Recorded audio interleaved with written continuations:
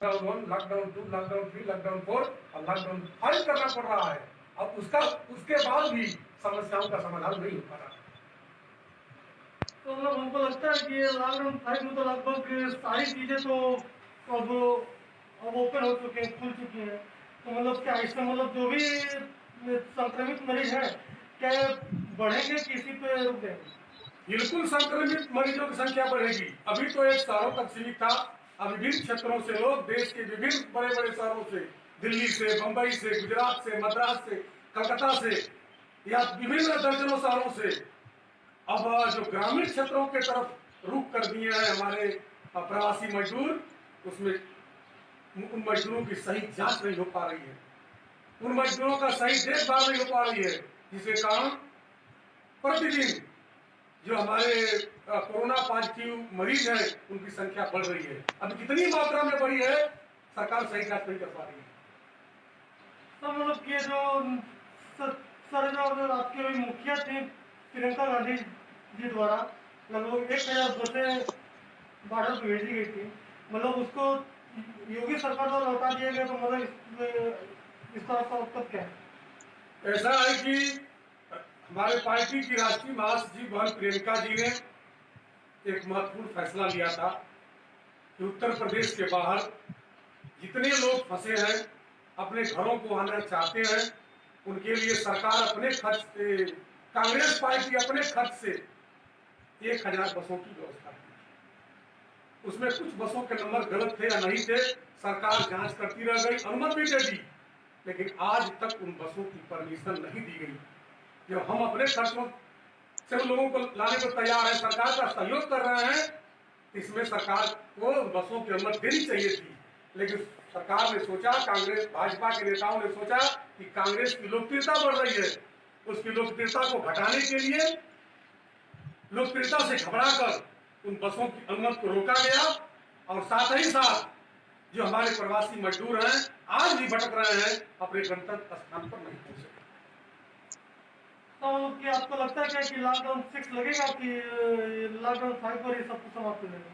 देखिए, लॉकडाउन 6 भी लगेगा। हमारे प्रदेश अध्यक्ष माननीय अजय कुमार लल्लू जी सिर्फ इतना ही कह दिए कि बसों की अनुमति दी जाए, हम प्रवासियों को आसानी से लाएंगे। इसको अपराध मानकर उत्तर प्रदेश सरकार ने उनको हिरासत में लेकर जेल भेज दिया। और जो आज की वर्तमान स्थिति है, आपका कहना है कि लॉकडाउन फिर बढ़ेगा, लॉकडाउन बढ़ता रहेगा और जनता परेशान है, जो मजदूर परेशान है, नरेगा के मजदूर परेशान है, जो बाहर काम करने वाले थे, अपने परिवार का भरण पोषण करते थे, आज घरों पर आ गए, उनके पास खेती बाड़ी नहीं है, कोई रोजगार नहीं है, उनकी स्थिति यह है जो परिवार भूखमरी की स्थिति खड़ी हो गई है।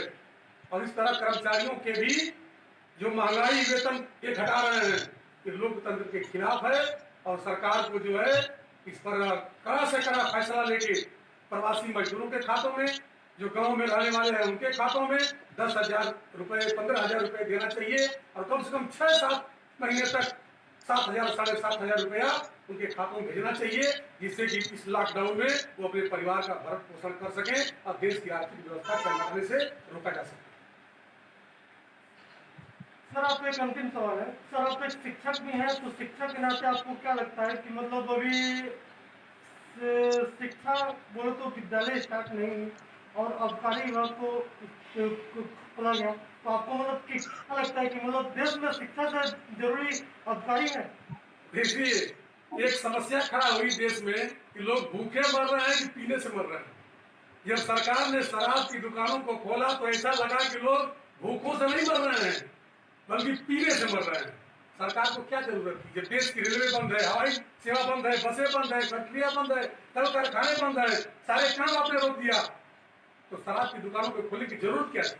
सरकार का गलत फैसला है। और जहां तक शिक्षक होने का सवाल है, इसके बारे में है, हम लोग ऑनलाइन शिक्षा सरकार के निर्देश से दिए हैं बच्चों को कि बच्चों का नुकसान न हो। इसी कोरोना वायरस के महामारी में, लॉकडाउन में ही हम लोग जाकर अपने जान को जोखिम में डालकर बोर्ड की कापियों का मूल्यांकन किए हैं और सरकार का साथ दे रहे हैं। लेकिन सरकार का जो रवैया है वो कर्मचारी विरोधी, शिक्षक विरोधी, मजदूर विरोधी और राष्ट्र के उन कमजोर वर्ग के लोगों के खिलाफ खिलवाड़ किया जा रहा है, जो आने वाले समय में इतना आक्रोश बढ़ रहा है कि सरकार को जनता उसका जवाब देगी।